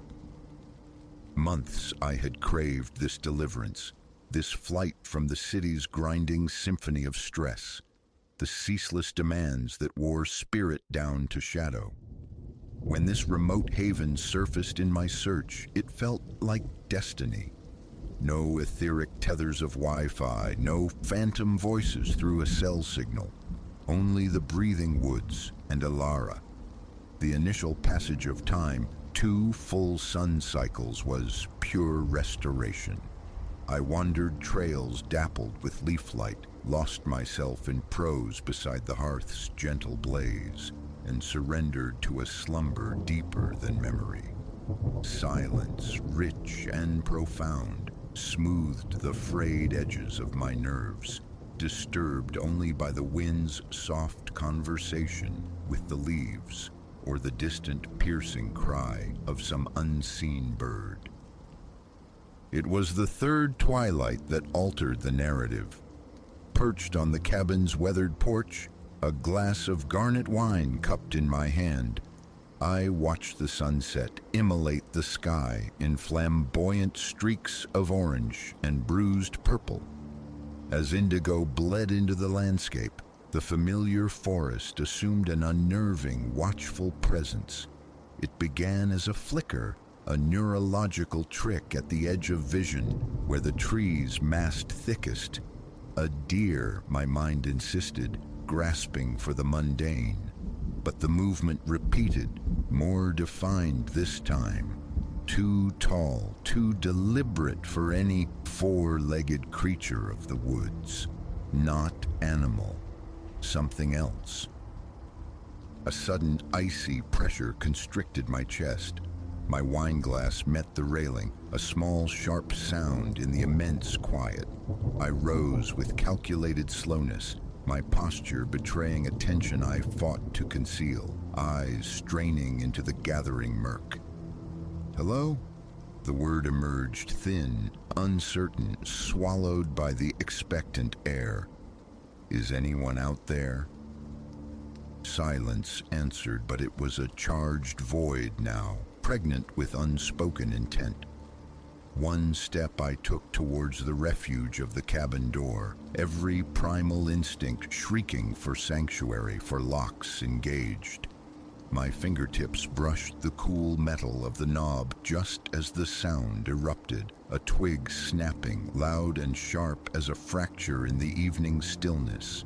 My head whipped around. There, poised at the margin of the clearing, stood a form, even cloaked in dimness, the shape resolved into a man. Tall, wide of shoulder, his face an indistinct darkness beneath the tree's canopy. He stood utterly immobile, observing me. Fear, cold and absolute, turned my limbs to stone. For an interminable moment we remained locked in that silent tableau, predator and prey defined by the space between us. Then he shifted, took a single purposeful step forward. The spell fractured. I flung myself inside, the door crashing shut behind me, fingers fumbling, desperate for the deadbolt's solid throw, the chain's meager but vital security. "Go away!" I yelled through the wood, forcing a strength into my voice that my trembling body belied. "I've called the police." A useless fiction, the cabin was an island cut off from all aid. I was utterly, terrifyingly alone. Retreating from the door, my thoughts spun in frantic circles. What purpose drove him? A wayward hiker lost to the night, or something infinitely more sinister. A soft, dull thud against the cabin's flank made me flinch violently. Then another, further along. He was circling, probing the structure's integrity. I fled to the kitchen, snatching the most substantial knife from the block. It felt absurdly inadequate in my grasp, a sliver of steel against the encroaching dread. The cabin, once a cozy retreat, now seemed terrifyingly fragile. A flimsy box perforated by windows, each a potential breach, every shadow a possible concealment. I moved with frantic energy, room to room, verifying locks, pulling curtains tight like eyelids against the dark. As I passed a living room window, a shape suddenly loomed against the glass. A scream tore from my throat as I stumbled backward, the knife nearly falling from my nerveless fingers. The man's features leaped into stark relief. A coarse, unkempt beard, eyes that seemed to possess their own feral light, burning in the gloom. His mouth stretched into a smile that wasn't a smile at all, but a chilling rictus that iced my blood. "Let me in." His voice filtered through the pane, muffled but carrying an unmistakable thread of command. "It's cold out here." My head moved in a spastic negation. "Leave me alone," I cried out. "I don't have anything you want." He emitted a low chuckle, a sound utterly stripped of humor. "Oh, but you do," he countered, his voice soft, insinuating. "You have warmth, company, and I've been solitary for such a very long time." The implication coiled in my stomach like a serpent. This wasn't about theft. His hunger was for something else, something elemental and terrifying. I backed away, retreating to the bedroom, the last bastion, slamming the door and twisting the lock. My mind raced, desperate for a strategy, any plan. The cabin felt solid, but for how long against determined assault? My eyes scanned the room, searching frantically. The bedside lamp, heavy, carved from dense wood. It would have to serve. Yanking the cord from the wall, I hefted its surprising weight in one hand, the knife still clutched tightly in the other. Thus armed, I waited, every muscle strung taut, listening, poised on the razor edge of fear. Time warped, stretching minutes into aching hours. Intermittent sounds punctuated the siege. The crunch of footsteps circling, the low groan of the porch steps under weight. Each noise was a fresh assault on my nerves. Exhaustion began its insidious creep. My arms protested the weight of my makeshift arsenal, but lowering them felt like surrender. The fierce tide of adrenaline that had sustained me started to recede, leaving behind tremors and a rising nausea. Just as the tension threatened to snap my frayed endurance, a new sound ripped through the night, the distinct, jagged symphony of breaking glass. He was inside. My grip on the lamp and knife became bone white. I flattened myself against the wall beside the bedroom door, trying to become one with the shadows. I could hear him moving through the cabin, his steps measured, unhurried. Come out, little mouse," he called, the playful tone sickeningly discordant. "I promise I won't hurt you. Much." Tears burned my eyes, but I blinked them away with fury. Weakness was a luxury I couldn't afford. I had to be ready. The footsteps drew nearer. The floorboards directly outside the door creaked under his presence. "I know you're in there," he murmured, his voice now intimately close. "Don't make this difficult." The doorknob jiggled, then turned. I held my breath, every fiber of my being coiled. With a violent, splintering crash, the door exploded inward. He stood silhouetted in the ruined frame, a crowbar held loosely in one hand. Time seemed to stutter. I saw his eyes widen slightly, registering my position right beside the door. I saw his arm begin to lift the metal bar. I gave him no further chance. With a raw cry mingling terror and fury, I swung the lamp with every ounce of strength I possessed. It connected with his head with a sickening wet thud. He staggered back, stunned but not felled. Without pausing, I launched myself forward, driving my shoulder hard into his midsection. We tumbled to the floor in a chaotic embrace, limbs tangling, the knife and crowbar skittering away across the wooden planks. We grappled, a frantic, desperate struggle for dominance. He possessed greater strength, but my movements were fueled by the raw power of self-preservation. Somehow, in the chaotic scrabble, I found myself on top. My hand closed around the lamp once more. I brought it down on his head. Once, twice, 3 times. His resistance evaporated. He went limp beneath me. I scrambled clear, my breath sawing in my throat. He lay utterly still, a dark halo blooming around his head on the floorboards. For one heart-stopping moment, I feared I'd killed him. Then the slight, rhythmic rise and fall of his chest, alive, unconscious. Relief washed over me, so potent it buckled my knees. I staggered upright, glancing wildly around. He had to be secured before consciousness returned. Locating some sturdy rope in a closet, my shaking hands managed to bind his wrists and ankles. Then, drawing on reserves I hadn't known existed, I dragged his inert form out onto the porch, lashing him tightly to one of the main support posts. Only then, with the immediate threat neutralized, did I permit myself to collapse. Sinking onto the porch steps, shuddering sobs tore through me as the full, crushing weight of the night's events descended. As dawn began to paint the sky in delicate washes of pink and pale gold, the low rumble of an engine drifted through the trees. A truck emerged onto the winding track leading to the cabin.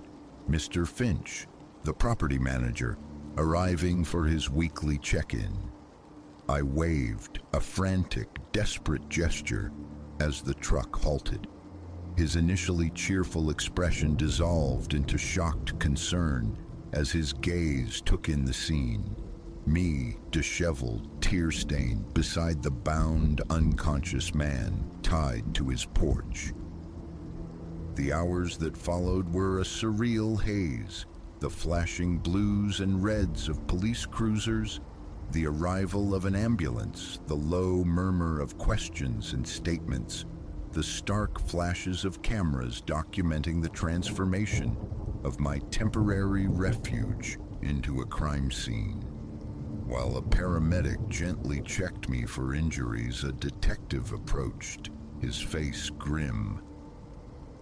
"You're exceptionally lucky, Alara," he stated gravely. "This man, Silas, we've been searching for him for months. He's suspected in several violent incidents in remote cabins precisely like this one." I nodded, numb, too depleted for anything but a dull thrum of relief. "You did well," the detective continued, his voice softening fractionally. "You survived. That's what counts." As they led Silas away in handcuffs, His eyes met mine one last time. The wildness had dimmed, replaced by a look of sullen, defeated rage. I held his gaze, refusing to break contact.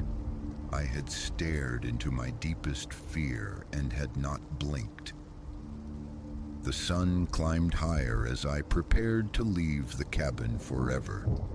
Tossing my bag into the back of the police cruiser assigned to return me to the city, I cast a final glance at the clearing, at the rustic structure that had represented a dream of escape. The peace was irrevocably tainted now, the illusion of safety stripped bare. Yet, as I settled into the seat, a quiet, steely resolve solidified within me.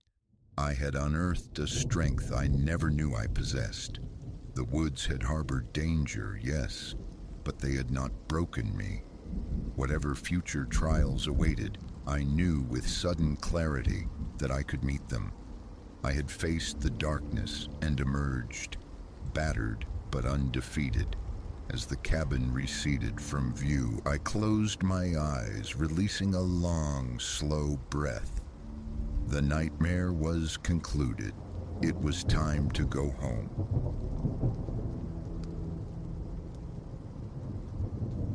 A death rattle from beneath the hood, then silence. Absolute, profound, descending like a shroud. My automobile, moments before a vessel of purpose, now coasted onto the dusty verge, an inert sculpture of failure amidst an ocean of whispering grass. Realization, cold and sharp, pierced through the fading thrum of the engine. I was adrift, leagues from any known point of civilization, tethered only to this useless machine, the digital umbilical cord of my phone severed by indifferent distance.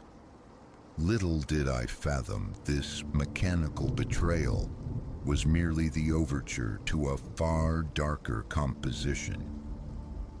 My name is Silas. What follows is the chronicle of how a mundane journey transformed into a desperate scrabble for existence against a malignancy I hadn't conceived of outside fever dreams. It should have been simple. A drive to my cousin's nuptials, a shortcut traced through the state's less traveled veins to shave off time. The landscape possessed a raw beauty, undulating hills draped in emerald velvet, forests thick as secrets, sporadic farmsteads like forgotten thoughts on the land. But as the sun bled across the horizon, stretching shadows into skeletal fingers that clawed at the road, the pastoral charm curdled, replaced by an unnerving, watchful stillness. Hours had dissolved behind me when the car first faltered. An amber warning flared on the dash. The vehicle bucked, stuttered, a mechanical seizure. I wrestled it to the shoulder just as its steel heart expired completely.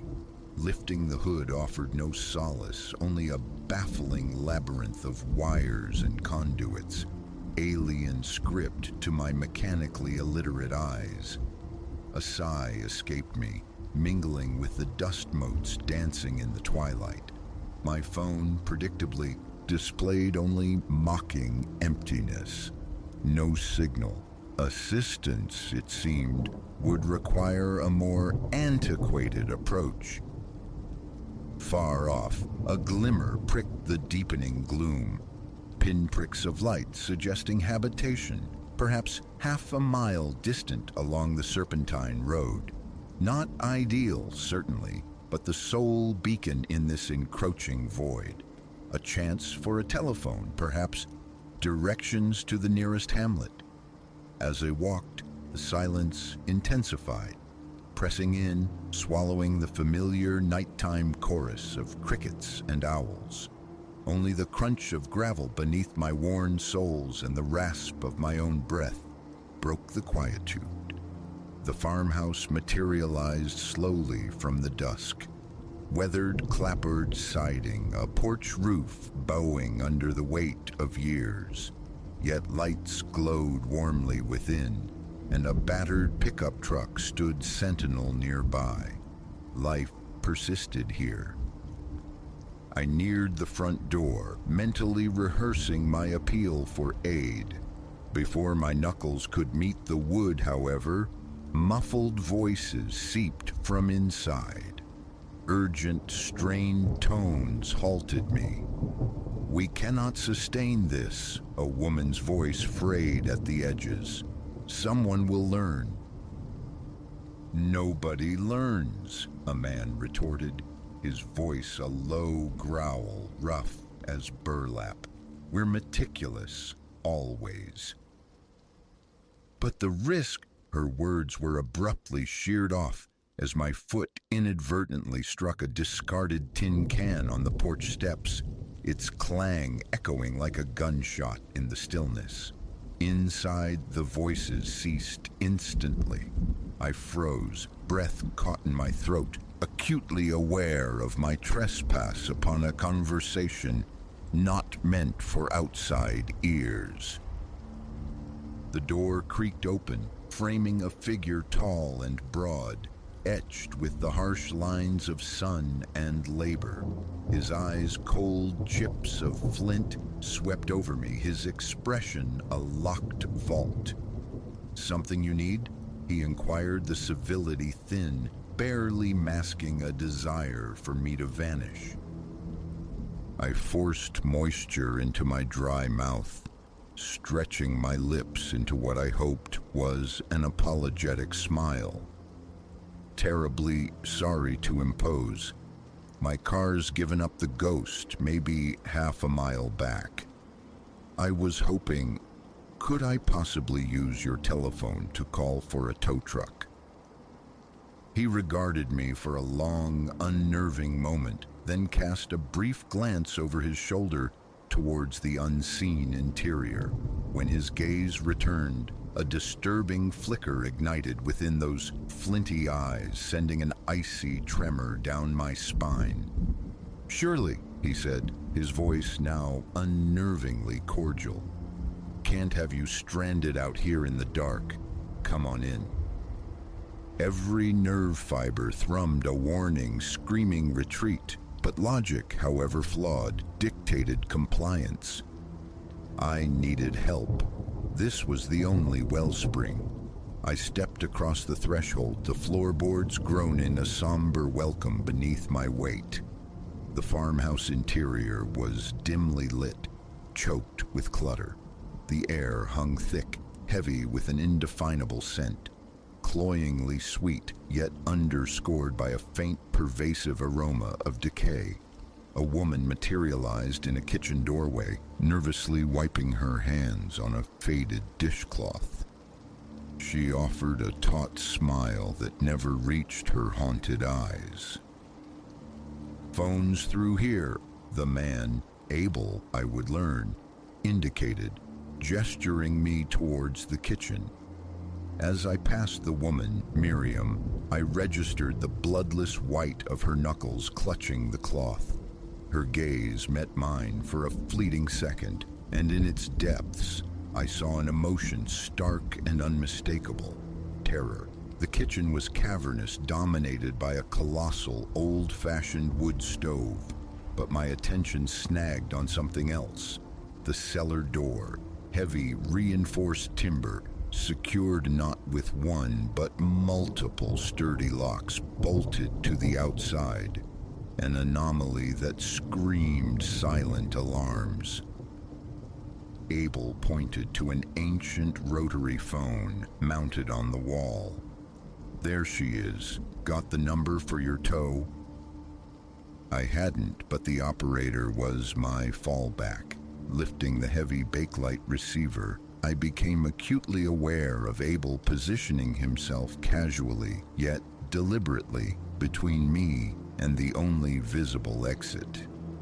Miriam lingered in the doorway, her eyes darting nervously between me, her husband, and that ominous cellar door. I dialed 0, a silent prayer accompanying the turn of the dial. Instead of the anticipated dial tone or operator's ring, there was only a flat, dead finality. The line was severed. "Trouble?" Abel asked, his voice saturated with a chilling lack of surprise. Slowly, I replaced the receiver, my thoughts scrambling for purchase. Seems the line's out. He nodded, accepting this with unnerving ease. Happens. Weather moves through. Yet the night outside was preternaturally calm, clear, and still. "Look," I began, striving to keep the tremor from my voice. "I truly appreciate the offer, but maybe I should just start walking, find a service station." Abel's expression hardened, the thin veneer of hospitality dissolving completely. "Wouldn't advise that. Not safe out there after dark. Best you stay put. We got a spare room. I'll run you into town myself come morning." It wasn't an offer. The tone, the stance blocking the doorway, leaving, was unequivocally not an option. "That's remarkably kind," I stammered, mind racing, desperately seeking an escape vector. "But I really ought to push on. My cousin's wedding is tomorrow, and My words were brutally cut short by a sound that turned my blood to ice. A muffled, choked scream erupting from beneath the floorboards. From the cellar, Miriam let out a tiny, instantly stifled gasp. Abel's face contorted into a mask of dark fury. "Now see what you've done," he snarled, all pretense incinerated. "You've disturbed our guest." My heart hammered against my ribs, a frantic drumbeat against the sudden, suffocating certainty that if I didn't break free, now I never would. I feinted left, then lunged right, a desperate bid to slip past his bulk. He moved with deceptive speed. A hand like forged iron clamped onto my arm, yanking me off balance. He hurled me against the wall with a force that rattled my teeth and stole my breath. "Miriam," he barked, his voice cracking like a whip. "Fetch the rope." I fought with the ferocity of trapped prey, kicking, twisting, clawing, but the man possessed an inhuman strength. Within moments, he had me pinned, my face pressed hard against the grimy, cold linoleum. "Should have kept right on driving," he muttered, cinching the rough cord tight around my wrists behind my back. "Don't you fret. You'll be keeping our other company real soon." As he began to haul me towards the cellar door, my gaze locked momentarily with Miriam's. Tears tracked paths through the grime on her cheeks, but her body remained inert, a statue of resigned despair. Whatever horrors awaited below, she had long since surrendered to their dominion. One by one, the locks clicked open with metallic finality. The heavy door groaned wide. An effluvium surged upwards from the Stygian depths, a sickening miasma of stale blood, human waste, and abject hopelessness. As Abel started dragging me down the rough-hewn steps into the waiting darkness, I squeezed my eyes shut, utterly convinced I was descending into hell itself. How long I spent in that subterranean nightmare I cannot precisely say. Days bled into an amorphous eternity, punctuated only by the arrival of new terrified guests and the silent final departure of others. The atrocities I witnessed, the degradations endured. Language falters, inadequate to convey such depths. Yet through the fog of despair, the instinct to survive flickered, refusing to be extinguished. I watched, waited, searched ceaselessly for a fissure in their monstrous routine. Then, one day, chaos erupted. A newly captured soul, fighting with the desperate strength of the doomed, managed to inflict an injury upon Abel. In the ensuing pandemonium, a sliver of opportunity appeared. The specifics of my egress are a brutal, messy blur, best left undisturbed in the recesses of memory. Suffice it to say, freedom was earned, not given, bought at a cost I still reckon with in the quiet hours. Now, recounting this ordeal, I anticipate your skepticism. The tale strains credulity, steeped in horrors too grotesque for the everyday world. But I offer my solemn assurance. Every syllable is drenched in truth. That farmhouse remains, nestled somewhere off a forgotten artery of asphalt, a hidden cancer on the landscape. Abel and Miriam endure, continuing their grotesque harvest of the unwary. So, should you ever find yourself stranded, the comforting glow of distant lights beckoning from the wilderness, hesitate. Think twice before seeking sanctuary from strangers, for you cannot know what manner of abyss you might be walking towards. And once swallowed by such darkness, escape may demand more than you possess.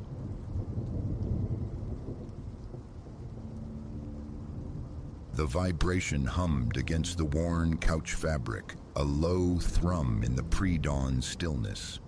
3 o'clock. Sleep remained elusive. My thoughts a tangled briar patch I couldn't hack through. My niche is spectral real estate. The grand dames, the crumbling beauties heavy with history and deferred maintenance. I spin tales of potential, glossing over the rot, a necessary sorcery in this line of work. But tonight, restlessness pinned me to the sofa. My phone's screen flared, casting skeletal shadows across the living room. An unfamiliar string of digits glowed there, truncated, structured wrongly. A knot tightened in my chest. I scrubbed at my eyes, the numbers swimming. The message itself was stark. Do you perceive me? Below it, an attachment beckoned. Hesitantly, I tapped. An image bloomed, the old Hemlock Street property, the one stagnating downtown. Months it had lingered, needing a new crown, its veins brittle with ancient wiring, yet possessing that peculiar Victorian allure some chased. But the photograph rendered it alien, perspective skewed, the very geometry of the house seeming to buckle inward. Every window was a void, save one on the upper floor, and there, stark against the darkness, stood a form. Featureless, yet undeniably tall, unnervingly static like calcified grief. Gooseflesh pebbled my arms, an icy current traced my veins. 3:02 a.m., my pulse hammered a frantic rhythm against my ribs. My fingers, suddenly clumsy, fumbled to block the sender. The phone slipped, clattering onto the cheap coffee table. I snatched it back, navigated the menus with trembling digits, and jabbed block. Oblivion, I commanded myself. Lie still, stare into the textured void of the ceiling until consciousness frayed. Morning found me stiff, unrested. I dressed, drove to the small office I shared with a perpetually patient receptionist, brewed coffee that tasted like ash. Listings swam on the monitor, but my gaze kept straying to the inert phone. Around 9, yielding to the gnawing unease, I navigated the shadier corners of the web, seeking a reverse lookup for that phantom number. As anticipated, the databases spat back invalid or disconnected. No surprise there. Yet deeper dredging unearthed a ghost, a newspaper clipping half a century old, referencing the exact sequence of digits. It belonged, it seemed, to a modest local enterprise, Ashworth and Kin Restorations, dealers in reclaimed antiquities, shuttered decades ago. The line should have been dust. My breath hitched. A clammy sheen prickled my forehead. A hoax, surely. Digital necromancy by some bored prankster. I forced myself back to work, dialing, scheduling, immersing myself in the mundane rhythm of calls and listings. By midday, the spectral text felt almost manageable, a bizarre anomaly in a life already burdened by dwindling commissions and the looming threat of insolvency. Post-lunch, jacket slung over my arm, I drove towards the Hemlock Street Victorian, a potential buyer, finally. The house squatted on a drowsy lane lined with aging residences, its yard a riot of defiant weeds cracking the pavement. I mounted the fractured porch steps, waiting. Time stretched. No one arrived. A call to the buyer yielded only the sterile void of voicemail. My eyes, against my will, were drawn upward to that second-floor window. In the flat daylight, the house looked merely neglected. Chipped paint, sagging shutters, ordinary decay. Unlocking the heavy front door released a sigh of must and dormant air. I moved through the echoing rooms, footsteps swallowed by the emptiness, scanning for mischief. Only the distant hum of the city intruded, pausing in the cavernous living room, floorboards groaning beneath my weight. The image of that still figure resurfaced, a cold fist clenched in my gut. I realized I was holding my breath, swallowed thickly, and compelled myself towards the staircase. 3 bedrooms occupied the upper floor. 2 were vacant shells. The third harbored remnants of a past life. A scarred dresser, a stained mattress slumped against the far wall. Its window surveyed the quiet street below. I approached, peered out. Sunlight filtered through the leaves of a gnarled oak. Everything appeared utterly mundane. A long exhale. I retreated downstairs, secured the locks, and departed. Later that afternoon, a different property, a different client. An early 20th century craftsman across town, boasting a generous porch and tired charm. As we navigated its rooms, my phone pulsed against my thigh. Dread washed over me, cold and immediate. The same aberrant number. I ignored it, focusing on the showing, detailing foundation woes and roofing estimates for the elderly investor beside me. Another buzz. I fought to keep my expression neutral. Once he'd gone, I slumped onto the porch steps, the wood warm beneath me. 2 new messages waited. The first, still present. The second contained another photograph. This house, the craftsman I now occupied, but plunged into nocturnal gloom. A sickly luminescence emanated from the windows, revealing dark shapes pressed against the glass, like smudges of despair. My hands began to shake. My throat felt scraped raw. The fine hairs on my nape prickled. I swept my gaze across the street, half expecting a lurking voyeur.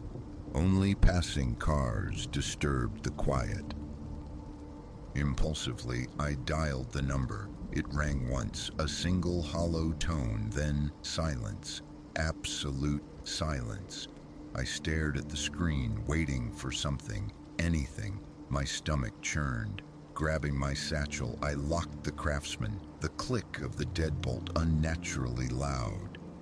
The drive back was a blur of reflexive glances into the rearview mirror, every trailing vehicle a potential pursuer. My foot pressed the accelerator with undue urgency. Evening descended. At home, I sat hunched at the kitchen table, phone a malevolent presence nearby. My laptop screen glowed, displaying fruitless searches for Ashworth and Kin restorations. A few archival mentions, prosaic details, then dissolution around 50 years prior. No scandal, no tragedy, just cessation. I sighed, rubbing my temples. Then the buzz. I jolted, nearly upending my water glass. The text, "Why did you depart?" Another image attached. The craftsman's living room, but reality had warped. Walls contorted, corners bent at impossible angles. In one shadowed recess lurked a shape, vaguely anthropomorphic, yet blurred, indistinct. Clammy sweat slicked my palms. My heart hammered, a frantic drumbeat audible in my ears. I scanned my own apartment, suddenly hostile territory. Silence pressed in. I drew the curtains, tried to regulate my breathing, failed. I powered down the phone, sever the connection. Silence descended, but it was a taut, listening silence. Eventually, the adrenaline spurred me to action. I moved through my apartment, methodically checking every lock, every window latch. A fragile sense of security returned, yet the conviction of being watched lingered, an invisible weight. The following morning, I stood in line at the phone company's local branch. The representative, after tapping at her keyboard, confirmed the obvious with a frown. The number was long deactivated. Spoofing. Possible, she conceded, with a shrug, but complex, tracing the texts, not without a warrant. My chest felt constricted. I thanked her numbly and walked out into the cool morning air. A local historian I knew, a man who occasionally unearthed property histories for me, had an office in the old municipal building. Perhaps he'd recall Ashworth and Kin. I found him amidst dusty archives, explained the bizarre situation. He echoed the known facts. The business near the historic district, the closure 5 decades ago. No heirs of note, no lingering whispers of misfortune. Another dead end. Back in my office, a note lay on my desk. My receptionist had written that a client canceled their showing, reason unclear. Attempts to call back went unanswered. Then the familiar vibration, a text, "Consult your inbox." Bile rose in my throat. I hadn't shared my email. Heart pounding, I opened my mail client. A single subjectless message waited. Inside, "I observe you." Attached, a photograph. My office building captured from across the street. The brick facade, the signage, my own car parked curbside. A strangled gasp escaped me. I scrambled to the window, peered through the blinds. Pedestrians ambled past, oblivious. No one aimed a camera. My hands felt icy. I snapped the blind shut. The rest of the workday dissolved into a haze of unfocused anxiety, the grotesque images replaying behind my eyelids. I typed a defiant reply to the email. "Who are you?" Sent.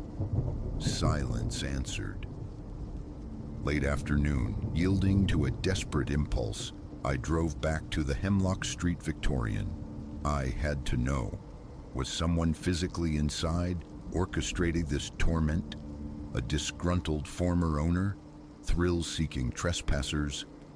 My heart hammered against my ribs as I parked. The sky lowered, bruised with cloud. The house exuded a profound stillness. Keys jangled in my unsteady hand. The door creaked open, releasing that familiar scent of decay. I switched on my flashlight, its beam cutting through the afternoon dimness. Slowly, methodically, I swept through the downstairs. Closets, alcoves behind doors, empty. Only the groan of floorboards and my own ragged breath broke the silence.